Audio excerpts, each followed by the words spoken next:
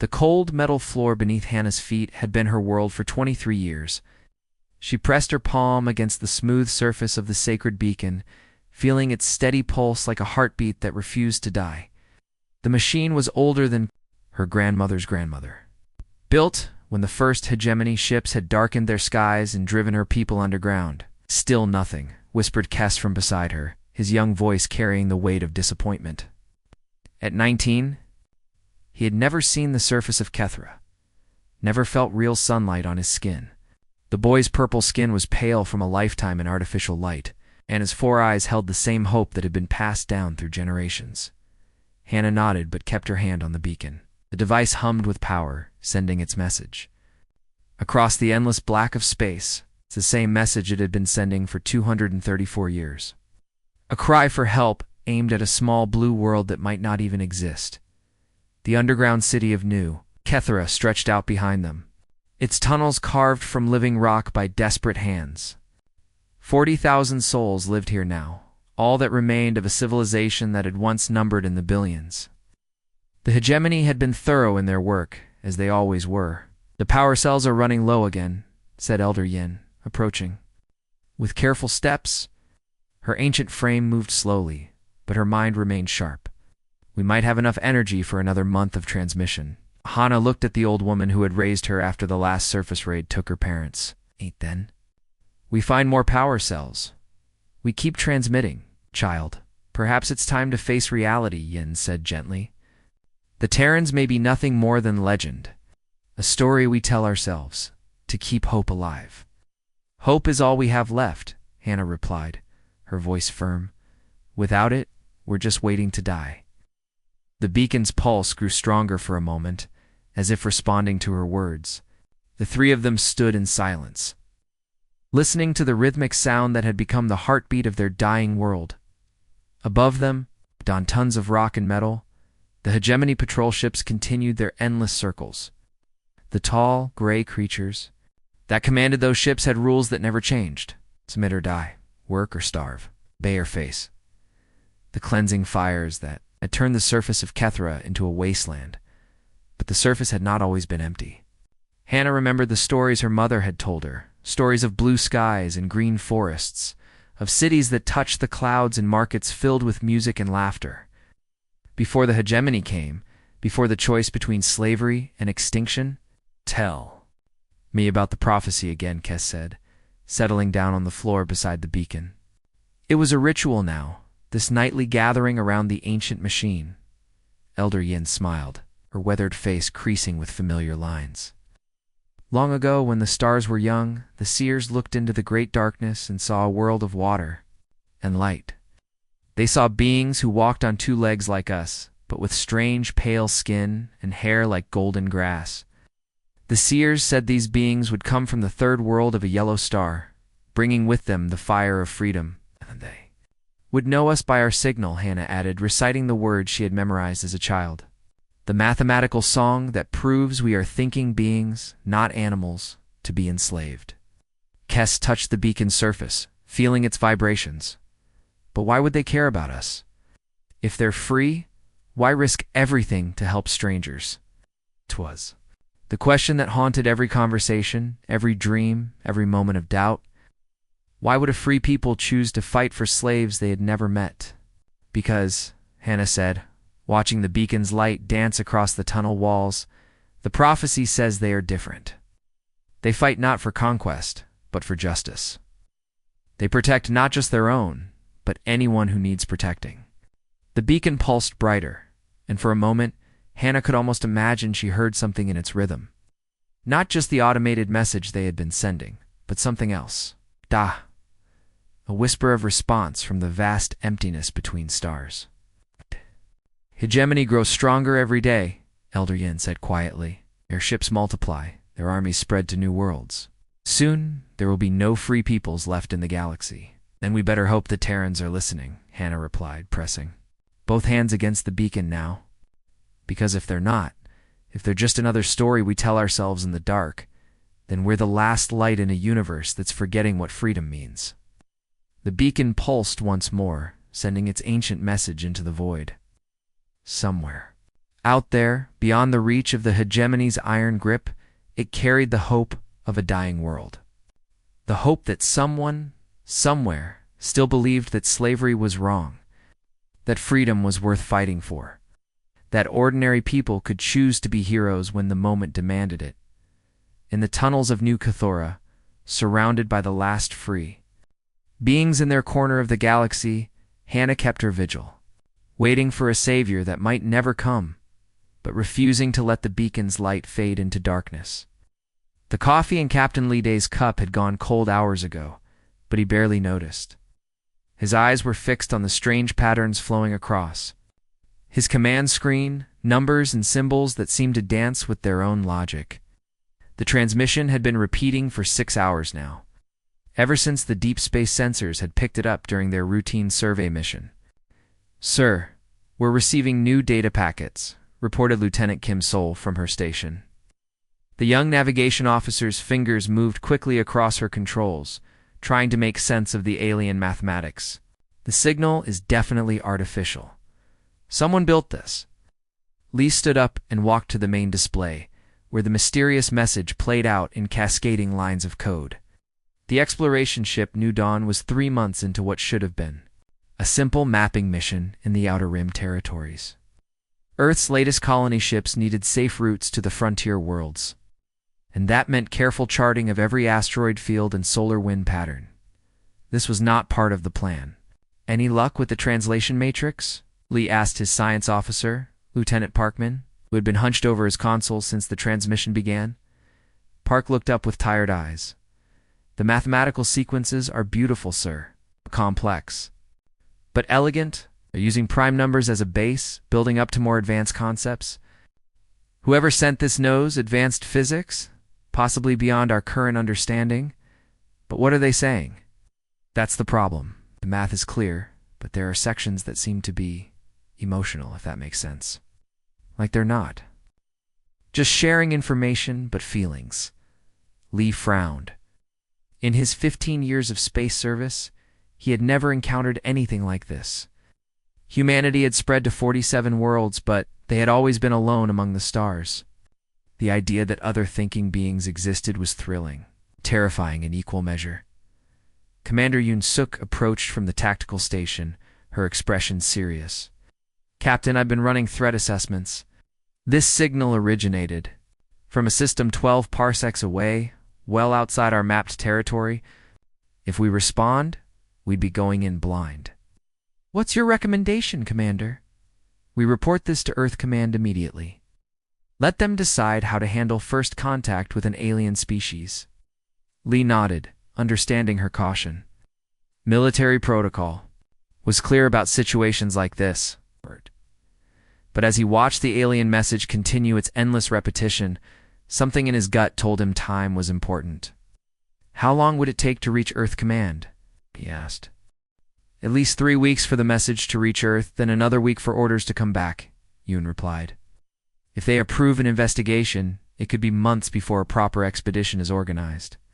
On the screen, the alien mathematics pulsed with what seemed like desperate urgency. Lee had spent his career exploring the unknown, but this felt different. This felt like a cry for help. "Lieutenant Park, are you certain this is a distress signal?" The science officer looked at his data again, running new calculations. The pattern repeats every 12 minutes and 37 seconds. "That's not random. And sir, there's something else. The signal is getting weaker." "Weaker how?" "Power degradation. Whatever is sending this is running out of energy." "Rate of decay? The transmission will stop completely in approximately 2 months." Lee felt a chill that had nothing to do with the ship's air conditioning. If this was truly a distress call, then somewhere in the darkness between stars, someone was dying while they debated protocol. Captain Kim Sol said suddenly, "I think I found star charts in the data stream, if I'm reading this correctly. They're showing us exactly where they are." The main display shifted, showing a 3-dimensional map of local space. A red dot pulsed at the coordinates of an unknown system, while a blue dot marked their current position. The path between them was clearly marked, along with what looked like hazard warnings about asteroid fields and solar radiation. "They're not just calling for help," Lee said quietly. "They're giving us directions." Commander Yoon moved closer to the display, studying the alien navigation data. "Sir, this is extremely sophisticated. They've mapped gravitational fields, solar wind patterns, even what looks like safe approach vectors. This isn't the work of a primitive civilization. And why are they asking for help?" Before anyone could answer, the communication console chimed. Lieutenant Omin at the comm station looked up with surprise. "Sir, we're receiving a priority message from Earth Command." Lee's heart skipped. "They know about the signal, sir. It's about the colony ship Harmony. They've gone missing in the Kepler sector. Command is ordering all vessels to assist in search and rescue operations." The bridge fell silent. The Harmony carried 15,000 colonists, families seeking new homes among the stars. But the Kepler sector was in the opposite direction from the alien signal. Lee looked at the alien message still playing on his screen, then at the faces of his crew. These were good people, trained to follow orders and protect human lives. But they were also explorers, driven by the same curiosity that had carried humanity to the stars. "Sir," Commander Yoon asked quietly, "your orders?" Lee made his decision. "Lieutenant Kim, plot a course for the alien signal's origin. Best possible speed. Sir, the Harmony will be found by other ships. But those people," he pointed at the alien transmission, "they've been waiting for someone to answer their call, and right now, we might be the only ones listening." The New Dawn changed course, turning toward the unknown, carrying humanity's first steps into a larger universe. Admiral Cho Min stood at the observation deck of the flagship Harmony, watching the brown and gray world of Kethera grow larger through the reinforced windows. 3 months had passed since Captain Lee Day's first contact report had reached Earth, and humanity had responded with the largest fleet in their history. 47 ships carrying 20,000 personnel, scientists, diplomats, and soldiers. But nothing had prepared them for what they found. "Sir, we're receiving another transmission from the surface," reported Commander Park Jin from the communications station. "It's the same message we've been getting for the past 6 hours." Cho nodded grimly. The message was simple and repeated in broken English that the aliens had somehow learned from their broadcasts. "Great saviors from the blue world, we welcome you. We have waited. We have believed. Please save us." The weight of those words pressed down on him like a physical force. Through the viewport, he could see the massive hegemony battle stations, orbiting the planet, their weapons trained on the surface below. The enemy ships dwarfed even Earth's largest vessels. An intelligence report suggested this was just a tiny fraction of their total forces. "Status report," Commander Cho said. Turning from the window, Park Jin consulted his displays. "The alien refugees are still gathering at the transmission sites. Our translators estimate about 200,000 beings have come out of hiding across the planet. They're calling us the prophesied ones and children of the blue star and the hegemony forces. Approximately 300 ships in this system alone. They're maintaining position, but haven't fired on us yet. It seems they're as surprised by our arrival as we are by this whole situation." Cho walked to the tactical display, where a 3-dimensional map showed the deployment of all forces in the system. The human fleet looked pathetically small compared to the alien armada surrounding them. Dr. Lee's son's report from the surface teams. He asked, "Disturbing, sir? The aliens have been enslaved for over 2 centuries. The hegemony uses them for mining operations, taking their resources and leaving them just enough to survive. The surface of the planet is mostly destroyed. Most of the population lives underground now, through the ship's internal communication." System Cho could hear the excited chatter of crew members who had never expected to encounter alien life. Scientists were analyzing new technologies. Linguists were working around the clock to improve translation protocols. And everyone was asking the same question. What happens next? I called Lieutenant Kim Hai from the sensor station. "We're detecting movement from the hegemony flagship.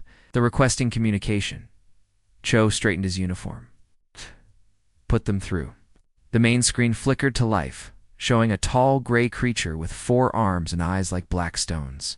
When it spoke, its voice was translated by the computer into cold, mechanical English. "Humans of the blue world, I am Fleet Commander Vexai of the Hegemony. You have entered our territory without permission. State your business, or be destroyed. Stepped forward, feeling the eyes of his crew upon him. Commander Vex High. I am Admiral Cho Min, of the United Earth Fleet. We received a distress signal from this world, and came to investigate. These beings belong to the hegemony. They have been processed and assigned to productive labor, your presence. Here is illegal productive labor. Cho felt his anger rising. You mean slavery? Prefer the term resource optimization? These beings were conquered fairly in accordance with galactic law. Their lives have meaning now, serving the greater good of civilized species. On the secondary displays, Cho could see images from the surface teams. Alien beings who looked almost human, except for their purple skin and for eyes, living in tunnels. Carved from rock, surviving on scraps while their world was stripped bare above them. There's nothing civilized about what I see down there, Cho said firmly. Vex High's expression remained unchanged. You are new to this galaxy, humans. You do not understand how things work here. It's a strong rule the weak serve. This is natural law, not where we come from. Then you will learn, or you will join them in the mines. Your 47 ships are impressive for a primitive species, but we have over 300 vessels in this system alone. Across the galaxy, we command millions of ships and trillions of servants. The communication ended, leaving the bridge in tense silence. Cho looked around at his officers, seeing the same mixture of fear and determination in their faces that he felt in his own heart. Admiral, said Commander Park Jin quietly, the numbers are overwhelming. Even if we could win here, it would be suicide. The hegemony could send 1,000 fleets to crush us. And if we leave, sir, if we turn around and go home, what happens to the people down there? What happens to the aliens who came out of hiding because they believed their saviors had finally arrived? Park Jin had no answer. None of them did. Dr. Lee Sun is requesting permission to continue distributing medical supplies to the surface camps, reported Lieutenant Kim Hai. The aliens are suffering from malnutrition and disease. Many won't survive another month without help. Cho looked out at the stars, thinking of Earth and the 47 worlds where humans lived free. I thought of the Constitution that guaranteed liberty for all thinking beings and the oath he had taken to protect those who could not protect themselves. Tell Dr. Lee's son to continue his work, he said finally, and signal the fleet. We're not going anywhere. Captain Namjae gripped the controls of his fighter craft as the massive hegemony dreadnought Death's Edge filled his viewport.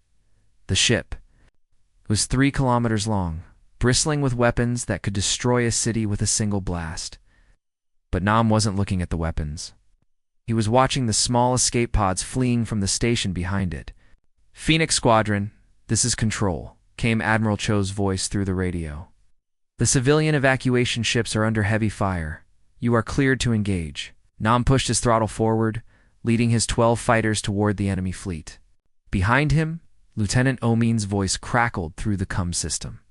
Sir, we're seriously outnumbered, or at least 50 hegemony fighters moving to intercept. Then we better make every shot count, Nam replied, checking his weapons systems. The human fighters were smaller and faster than the enemy craft, but they carried less armor and fewer guns. In a straight fight, they would lose. This wasn't going to be a straight fight. The first wave of hegemony fighters came at them like a swarm of angry insects, their plasma cannons lighting up the darkness. Nam rolled his fighter hard to the left, feeling the G-forces push him deep into his seat. A bolt of enemy fire sizzled past his cockpit, close enough to heat the metal. Break formation, Nam shouted. Protect the transports. The human pilots scattered like leaves in a storm, each fighter taking a different path through the enemy formation. Nam dove toward the largest evacuation ship, a converted cargo vessel packed with Kethrans fleeing the surface. The ship's engines were damaged, leaving it defenseless as 3 hegemony fighters closed in for the kill. Nam's targeting computer locked onto the lead enemy fighter. He squeezed the trigger, and his pulse cannon sent a stream of energy into the alien craft. The enemy fighter exploded in a ball of flame, but the other 2 kept coming. This is Transport 7, came a panicked voice over the emergency channel. We have 300 civilians aboard. Our engines are failing. Nam watched as the evacuation ship limped toward the safety of the human fleet, its hull scarred by enemy fire. One of the hegemony fighters was lining up for a killing shot when Nam's wingman, Lieutenant Parkso, came screaming out of nowhere. "Got him," Parkso shouted, as her missiles found their target. The enemy fighter disintegrated, but not before its final shots punched through the transport's hull. "Transport 7 is venting atmosphere," reported the ship's captain. "We need immediate assistance." Nam looked at his tactical display. The human medical ship Mercy was already moving toward the damaged transport, but it would take precious minutes to reach them, minutes the civilians might not have. "This is Captain Nam to all fighters," he said into his radio. "We're up on the medical ship. We're escorting her in." "Sir." "That will leave the other transports exposed," Omin warned. Nam watched another evacuation ship take fire from a hegemony cruiser. The alien vessel was massive, its guns designed to destroy military targets, but it was using them to hunt down defenseless civilians. Negative. We protect them all. What happened next would be talked about for generations. The human fighters spread out across the evacuation zone, each pilot choosing to protect the ships carrying alien refugees rather than engage the enemy fighters hunting them. It was tactically insane. Military doctrine said to eliminate the enemy threat first, then worry about civilians. But these weren't ordinary soldiers. Lieutenant Kim Dai put his fighter between a damaged transport and a hegemony destroyer. Hit after hit while the evacuation ship escaped. His fighter was destroyed, but not before he transmitted a message that reached every ship in the system. "Tell my family I died protecting people who deserve to live." Commander Yunhei watched her squadron's ammunition run low as they fought to keep the medical ship safe. When a hegemony fighter damaged the Mercy's medical bay, she did something unprecedented. She opened fire on the enemy ship, then immediately transmitted surrender terms and medical aid to the surviving crew. "This is Commander Yunhei to Hegemony Fighter 77 Alpha," she broadcast on an open channel. "Your pilot is wounded. I'm transmitting medical data that might save his life." The hegemony pilot's response was broadcast across the fleet. "Frequencies. Why do you help your enemy?" "'Cause that's what we do," Yunhei replied simply. The battle raged for 6 hours, but something strange began to happen. Hegemony ships started hesitating before firing on the human medical vessels. Enemy fighters began to break off attacks when they saw human pilots, using their own ships as shields for civilian transports. On the hegemony flagship, Fleet Commander Vex High watched the tactical displays with growing confusion. "Why do they fight this way?" he asked his tactical officer. "They could destroy our fighter wings if they focus their fire, but instead they protect the weak." "Sir, we're receiving reports from across the system. Our crews are asking questions about the mission. Some are refusing to fire on the medical ships." Vex High's 4 eyes narrowed. "Impossible. Hegemony soldiers follow orders." "Sir, the humans are broadcasting medical aid to our wounded. They're treating captured hegemony personnel in their sick bays. Some of our pilots are... confused." For the first time in 3 centuries of conquest, the hegemony war machine hesitated. Across the galaxy, other species watched the broadcasts from Kethra and saw something they had forgotten existed. Warriors who fought not to conquer, but to protect. Soldiers who would die for strangers. The revolution had begun. Admiral Cho Min stood in the command center of the captured hegemony flagship Eternal Dominion, looking out at the most incredible sight in galactic history. Ships from over 100 worlds filled the space around the former capital of the hegemony, their hulls bearing the scars of rebellion and the bright flags of newly free peoples. 6 months had passed since the first battle at Kethra. What had started as a desperate rescue mission had become something nobody could have predicted. The human fleet's strange way of fighting had spread across the galaxy like wildfire, inspiring enslaved species to remember what freedom meant. "Sir, we're receiving the final surrender transmission from the Hegemony High Command," reported Lieutenant Kim Sol, now serving as his chief communications officer. Her voice carried the exhaustion of someone who had witnessed the impossible. Cho nodded, but his attention was focused on the alien standing beside him. Hanavel, the Kethran ambassador who had kept the sacred beacon running for over 2 decades. now served as the coordinator between the human fleet and the dozens of species that had joined the liberation. The Hegemony Council is requesting terms, Hannah said, her 4 eyes reflecting the lights of the command center. They want to know what tribute you require, what worlds you claim as prizes. Cho almost smiled. After 3 centuries of conquest, the hegemony leaders still couldn't understand that not everyone fought for power and wealth. Tell them we'll discuss reconstruction aid and democratic transition, he said. Nothing more. Through the viewport, Ensign Beak C carefully attached Earth's flag to the command center's main display. The simple blue banner with its single white star had become a symbol of hope across the galaxy, but seeing it here, in the heart of the former empire, still felt surreal. Admiral, came the voice of Dr. Lee's son from the medical bay. We're ready to begin treating the hegemony wounded. The former commanders are asking if this is some kind of trap. No trap, Doctor. Just standard medical care. Sir, some of these beings ordered the deaths of billions. Are you sure about this? Cho looked at the tactical display where the icons of 1,000 worlds showed green for the first time in centuries. Free worlds where beings could choose their own leaders and live without fear. If we start choosing who deserves help and who doesn't, we become what we fought against. The main communication screen flickered to life, showing representatives from across the galaxy. The Zephyrians with their crystal-like skin, the Mordock with their many tentacles, the Kalani who looked almost like giant butterflies. Species that had been enemies for generations. Brought together by the strange human idea that freedom was worth fighting for. The Galactic Liberation Council is ready to begin the first free elections in 300 years, announced Counselor Jexa, a former hegemony slave who now represented the Outer Rim territories.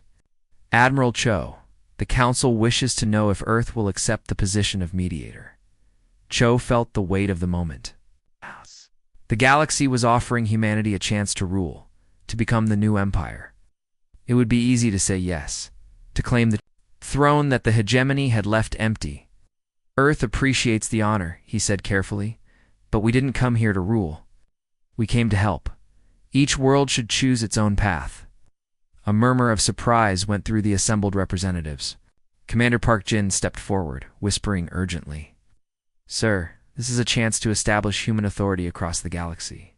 Think of the resources, the strategic advantages. I am thinking of them, Cho replied. I'm thinking about what we'd have to become to hold them. The door to the command center slid open, and Captain Nam Jae entered, still wearing his pilot's uniform.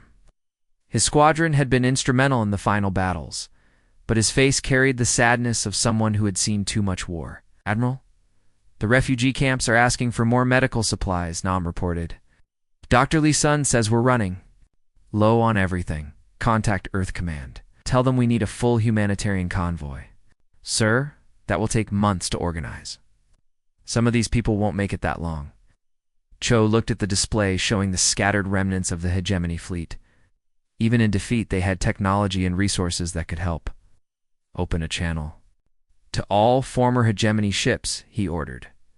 The screen changed to show dozens of alien commanders, their expressions ranging from fearful to confused. These beings had spent their lives following orders, conquering worlds, enforcing the iron rule of an empire that had forgotten mercy. This is Admiral Cho Min, he began. The war is over.